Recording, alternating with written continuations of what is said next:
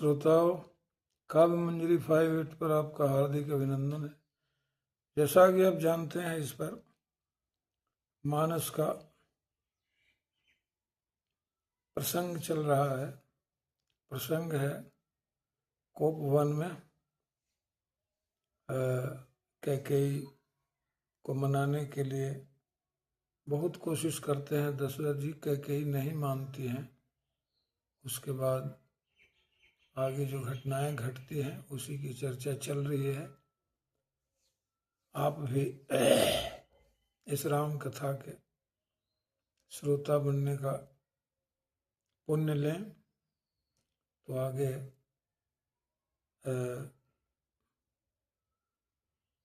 जो ये है, राम जी को बुलाकर सुमंत जी ले जाते हैं जहाँ दशरथ जी लेटे हुए हैं बिल्कुल जमीन पर।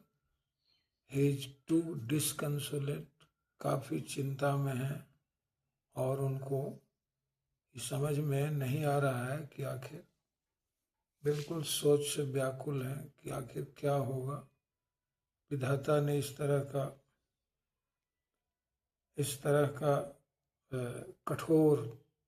का कठोर समय उनके लिए क्यों ले आए। तो इसी पर जो तुलसीदास कहते हैं उसी की चर्चा होगी आज। आप सुने। जब वहाँ जाते हैं तो राम जी देखते हैं दशरथ जी की दशा। वो लेटे हुए हैं, कुछ बोल नहीं रहे हैं, बिल्कुल व्याकुल हैं, चिंतित हैं और वो जमीन पर लेटे हुए हैं। तो वो कुछ कह नहीं पाते हैं दशरथ जी। तो राम जी जो हैं वो तो दशरथ जी तो कुछ कह नहीं पाते हैं, लेकिन वो ये जो दशा है दशरथ जी की, तो देखते हैं राम जी। तो देखते हैं क्या दशा है। दशा का वर्णन है। सुख ही अधीर जाई सब अंगू, सुख ही अधर जरई सब अंगू, मनहु दीन मनिहीन भुअंगू। जो उनका यह है दशरथ जी का, जो दशरथ जी के जो होठ हैं वो सूख गए। सूखे ही अधर जरई सब अंगू, all the limbs of his body are burning with sorrow, burning with injured sentiments। कहते हैं आगे कि तुलसीदास कि मनहु दीन मनहीन भुअंगू, मतलब जिस तरह से बिना मणि के भुअंग यानी सांप का जो हाल होता है, जितना व्याकुल सांप हो जाता है मणि छीन होने से, मणि विहीन होने से, वही हाल दशरथ जी का है। आगे कहते हैं तुलसीदास आगे कहते हैं कि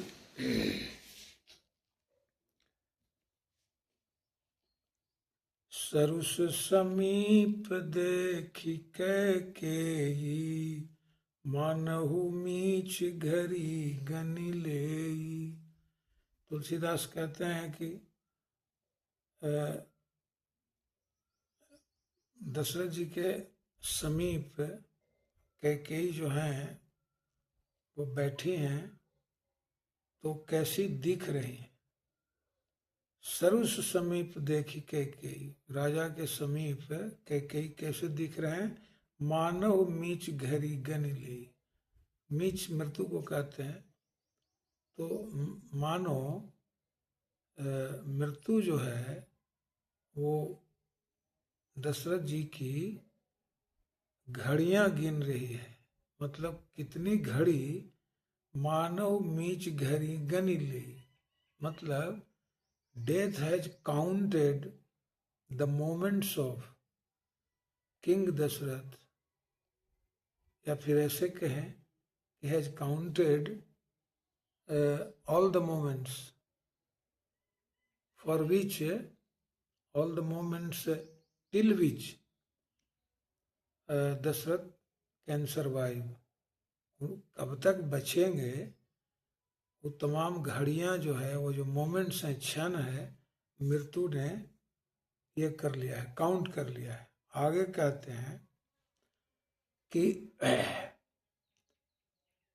करुणामय मृदु राम सुभाऊ, और प्रथम दीख दु सुनान काऊ। अब ये जो राम जी हैं, इनका स्वभाव बड़ा मृदुल है, एज ऑफ स्वीट डिस्पोजिशन, उनका स्वभाव मृदुल है।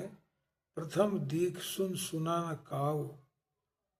अब उनकी दशा जब देखते हैं तो आज तक उन्होंने इस तरह का प्रथम दीख दुख सुना न काऊ, न तो इस तरह का दृश्य उन्होंने पहले कभी देखा था, और न इस तरह की कहिए दुखपूर्ण, इस तरह की ये जो विषादपूर्ण घटना है, इसके बारे में कभी उन्होंने सुना भी नहीं था।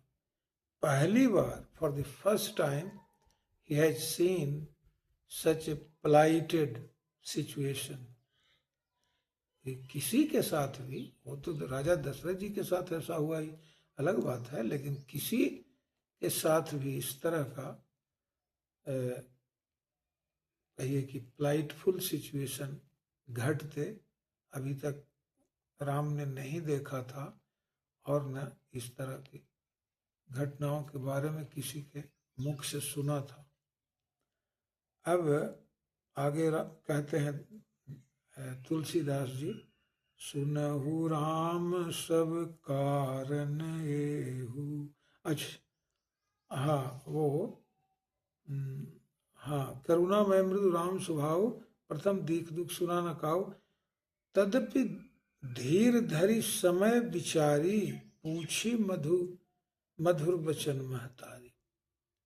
फिर भी रिकवरिंग हिमसेल्फ, इस तरह का दृश्य उन्होंने देखा नहीं था, लेकिन फिर भी धैर्य थोड़ा ये करके, गैदरिंग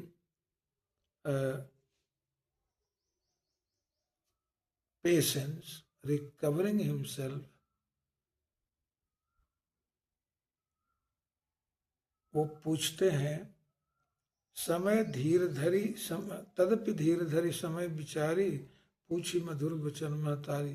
तो उन्होंने माँ से कैकेयी से पूछते हैं थोड़ा धैर्य रखकर कि भाई आखिर ये कारण क्या है, इनका जो ये जो हाल है, इनकी जो ये दशा है, इसका कारण क्या है, थोड़ा आप बताइए। अब कहते हैं, मोहि कहू मात तात दुख कारण, करिए जतन जय होई निवारण। मैं कोशिश करूंगा इसके निवारण के लिए, टू सम एक्सटेंट, जितना मुझसे बन सकेगा। कारण थोड़ा बताइए हमको कि मोहि कहू मात तात दुख कारण, दुख का कारण हमको बताइए। करिए जतन जय होई निवारण, इनके दुख के निवारण में जो हो सकता है, जो हमसे बन सकता है, करूँगा। फिर सुनहु राम सब कारण एहु, कैकेयी कहती हैं सुनहु राम सब कारण एहु, ये खुद कारण है, दुख के कारण कोई दूसरा नहीं है। कैकेयी जी कहती हैं राम से, ये खुद के कारण है। हाँ, सुनहु राम सब कारण एहु, यही कारण है दुख के। और राज ही तुम पर बहुत स्नेहु, और उसका कारण क्या है। अब कारण क्या बताते हैं कि राजा को आप पर बहुत प्रेम है, स्नेह है, यही कारण है दुख का।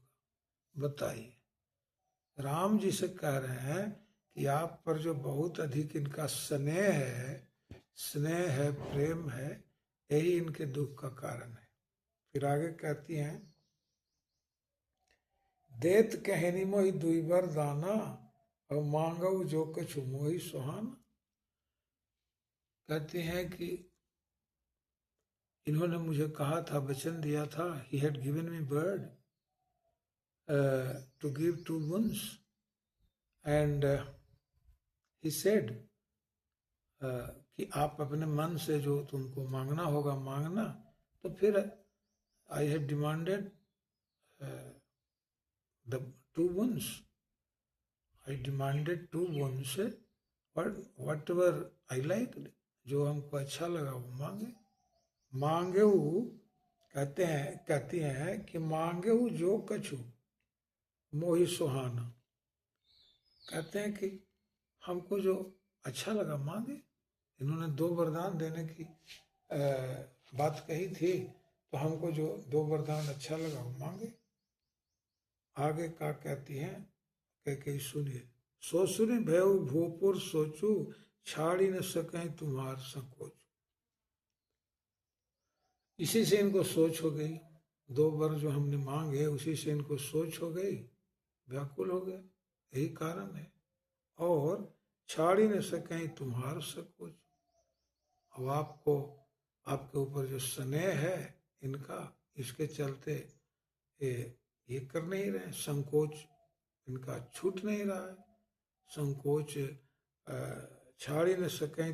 हाँ, तुम आपके चलते, मतलब आपके चलते ये दे नहीं पा रहे हैं।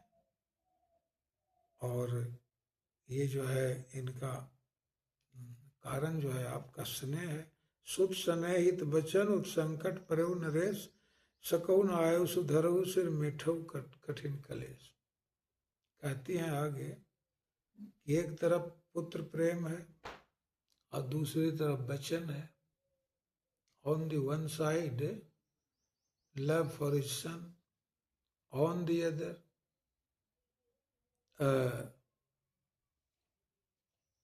ये obeying the word, एक तरफ वचन निभाने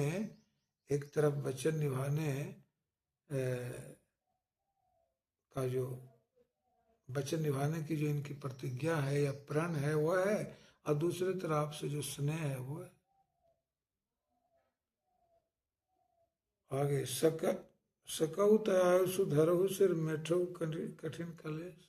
कहती हैं बहुत विदाउट कहिए कि अनहेजिटेटिंगली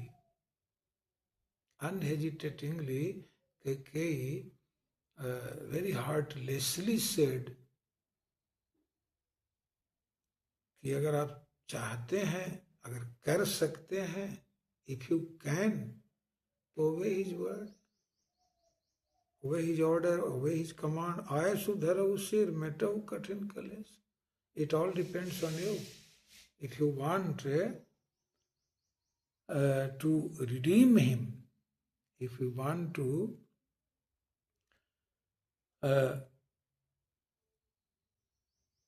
rid him, if you want to make him get rid of the severe mental torture, you can obey his command. आप चाहते हैं कि इनका जो मानसिक क्लेश है मिटाना चाहते हैं, तो आप इनके कमांड को मान लीजिए, आदेश को। तो इनका ये है, जो इनकी व्याकुलता है, जो इनकी सोच है, उससे ही इनको छुटकारा मिल जाएगी। आगे फिर कहती हैं कि निधड़क बैठ कहे कटुवानी, निधड़क बैठ कहे कटुवानी, सूरत सुनत कठिनता अति अकुलानी। अब देखिए, निधड़क, बिना बेधड़क कह देती हैं, विदाउट एनी हेजिटेशन। कटु वाणी, हार्श वर्ड कहती है। और सुनत कठिनता अति कुलानी।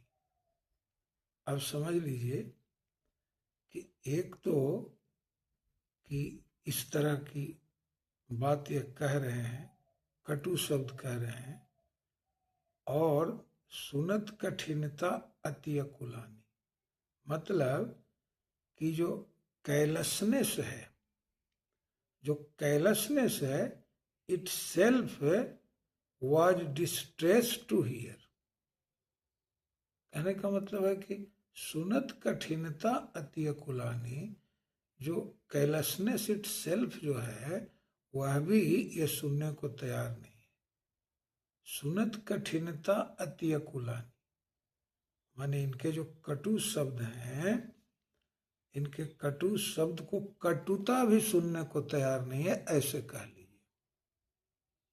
कटुता भी सुनने को तैयार नहीं है। अब देखिए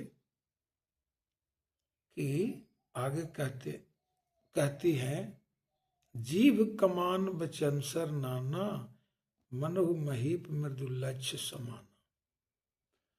इनकी जीव जो है, तुलसीदास कहते हैं कि इनकी जीव यानी कैकेयी की जो जिह्वा है, हर टंग क्या है, कमान है, और बचनसर नाना, और उस कमान से, उस धनुष से तीर निकल रहे हैं, वचन रूपी तीर निकलते जा रहे हैं। मतलब कठिन से कठिन, कटु से कटु तीर बाण निकलते जा रहे हैं। इनका वचन जो है बाण के समान है। और कहते हैं कि कहते हैं कि जीव कमान बचनसर नाना, और मनहु महीप मृदुलक्ष्य समान। आई जो राजा है वो बड़े डेलिकेट टारगेट है, बहुत डेलिकेट टारगेट राजा है, और ये लगातार बाण चला रही हैं, वचन बाण चलाते जा रही हैं। आगे कहते हैं कि जनु कठोरपन धरे शरीर, मतलब जो इनके वचन का जो वचन की जो कठोरता है, जो स्टिफनेस ऑफ हर स्पीच जो है, धरे शरीर हैज गॉट एम्बॉडीड, यानी हैज गॉट पर्सोनिफाइड, मतलब जो कठोरता है, जो कटुता है, वो बिल्कुल इनकारनेट हो गया है, मतलब बिल्कुल वो एम्बॉडीड हो गया है, वो शरीर धर लिया है। मतलब इनकी जो वाणी की कटुता है, धरे शरीर हूँ। और आगे कहते हैं तुलसीदास कि सीखे धनुष विद्या बर वीर, और लग रहा है कि कोई बहुत बड़ा वीर धनुष विद्या सीख रहा है। जिस तरह से बाण चला रहे हैं, वचन बाण, तो लग रहा है कि कोई अच्छा वीर जो है, वर वीरू, अच्छा वीर धनुष विद्या सीख रहा है। इस तरह से बाण चला रही हैं, वचन बाण। फिर कहते हैं कि सब प्रसंग रघुपति सुनाई, बैठी मनहु तन धरी निठुराई।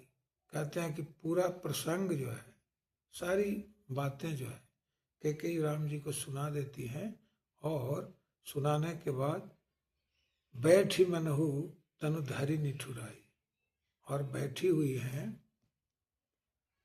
मतलब इस तरह से कि जो निष्ठुरता है, जो रिमोर्सलेसनेस है, जिसमें जरा सा भी कहने में कोई पछतावा नहीं हो रहा है, जो रिलेंटलेसनेस है, जो रिलेंटलेसनेस है, हार्टलेसनेस है, has got the form, itself, यानी जो जो ये है, जो निठुराई है, जो निष्ठुरता है, जो क्रुएल्टी है, वचन की जो कटुता है, उसने भी शरीर धर लिया है। बैठी मन नहीं तन धरी निठुराई। उधर तो कठोरपन धरे शरीरा, इधर तन धरी निठुराई। मतलब कठोरता, निष्ठुरता बिल्कुल सशरीर, वो सब सशरीर उपस्थित हो गई है। मन मुस्काई भानुकुल भानु, राम सहज आनंद निधानु। कहते हैं कि तुलसीदास कि मन मुस्काई भानुकुल भानु, कहते हैं कि the son of the solar race Ram has smiled within himself, और राम सहज आनंद निधानु। जो राम है वो तो कहिए कि he is the ocean of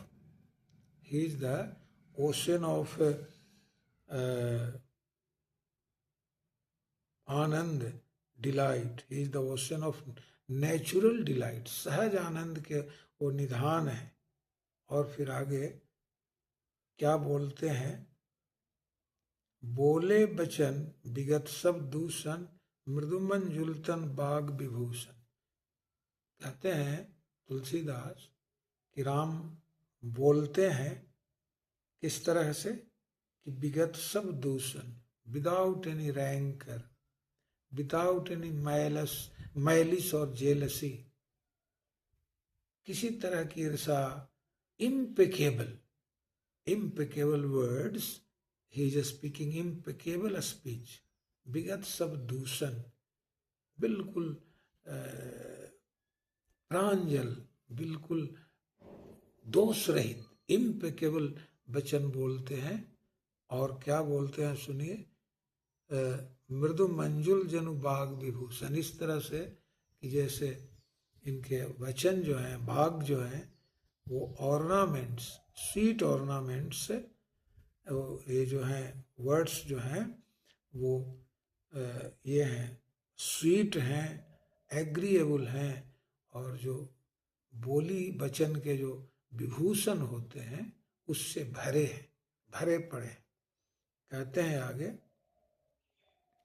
कि सुनु जननी सोई सुतबड़ भागी, जो पितु मात बचन अनुरागी। कहते हैं कि O mother, the son is very fortunate who gets the opportunity, जो पितु मातु बचन अनुरागी, gets the opportunity of obeying his parents। वो बड़ा बड़भागी होता है जो पिता माता के अनुरागी होता है। who is devoted, dedicated to his parents। और कहते हैं तनय मातु पितु तोष निहारा, दुर्लभ जननी सकल संसारा। कहते हैं कि वह बेटा जो माता पिता के, the son who satisfies, who gratifies, who consoles the wishes, the demands, the commands of his parents is very rare in this world। इस दुनिया में वह बेटा बड़ा दुर्लभ है जो अपने माता पिता के हर इच्छा को संतुष्ट करता है। अब फिर आगे कहते हैं मुनिगन मिलन विशेष बन, सब ही भांति हित मोर, तेहि मह पितुआ सुबहुरी, सम्मत जननी तोर। कहते हैं कि ये तो बड़ा भाग्य की बात है कि हमको वहाँ बहुत ही ऋषि मुनियों से मिलने का सौभाग्य प्राप्त होगा और उनसे मैं मिलूँगा, ये मेरे आनंद की बात है। तेहि मह पितुआ सुबहुरी, सम्मत जननी तोर। और कहते हैं कि उसमें भी कहिए कि ये जो I am obeying the command of my father and approval of yours, और जो हम अपने पिता की जो आज्ञा मानकर बन जा रहे हैं, इसमें आपकी भी सहमति है, आपकी भी सहमति है। तो ये तो हमारे सौभाग्य की बात है कि आपकी सहमति है पिताजी के आदेश में। तो माता पिता दोनों की ये है सहमति है मेरे जाने में, बन जाने में। तो इससे तो मुझे बहुत खुशी है। ये कोई हमारी परेशानी का सबब नहीं है। मैं खुशी खुशी बन जाऊंगा, इसलिए इसमें चिंता करने की कोई ज़रूरत नहीं है। अब यही कहते हुए राम ये कैकेयी को समझाते हैं। अब कथा यहीं तक आज रहेगी। आगे की जो ये प्रसंग आगे जो चलेगा वह दूसरे दिन आपको सुनाऊंगा।